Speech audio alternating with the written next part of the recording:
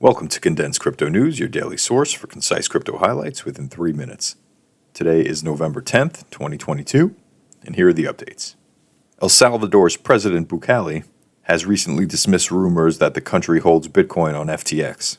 After it was suggested that the president of El Salvador was holding some of the nation's Bitcoin on FTX, CZ came out to update the crypto space on the alleged rumor. Ledger hardware wallets were hit by the FTX earthquake, as some of the Ledger users weren't able to process withdrawals using Ledger Live on Wednesday. Next, an article from Reuters reports that Alameda blew up at the same time as 3AC, but Sam Bankman-Fried bailed them out with customer funds secured by FTT. He caught his employees off guard recently with a somber message stating, "I'm sorry, I effed up." Another article from Reuters reported that FTX will conduct a fundraiser next week, possibly for both U.S. and international arms of FTX.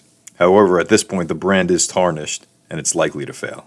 Bitcoin Magazine reports that Tether is beginning to freeze addresses owned by FTX at the request of law enforcement. Jeremy Allaire tweeted that USDC on Solana is operating flawlessly, no issues with issuance and redemption, and it is completely unaffected by what happened on FTX. In other news, Congressman Tom Emmer tweeted, "Interesting that Gary Gensler runs to the media, while reports to my office allege he was helping Sam Bankman-Fried and FTX work on legal loopholes to obtain regulatory monopoly. This information could negatively impact Gary Gensler." Elizabeth Warren tweeted, "The collapse of one of the largest crypto platforms shows how much of the industry appears to be smoke and mirrors. I'm going to keep pushing the SEC to enforce the laws to protect consumers and financial stability." Brian Armstrong then replied to Elizabeth Warren stating FTX was an offshore exchange not regulated by the SEC.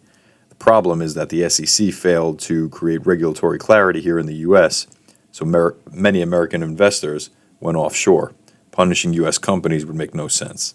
The Wall Street Journal reported that the SEC and Department of Justice are investigating what exactly happened with FTX.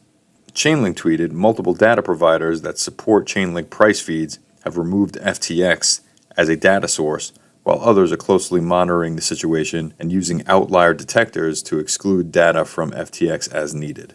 In other news, Nexo dodged a $219 million bullet just days before the FTX solvency crisis by withdrawing the balance at the 11th hour. Lastly, OKX, KuCoin, Kraken, BitMEX, and Gate.io will now be using proof of reserves in reaction to the FTX collapse.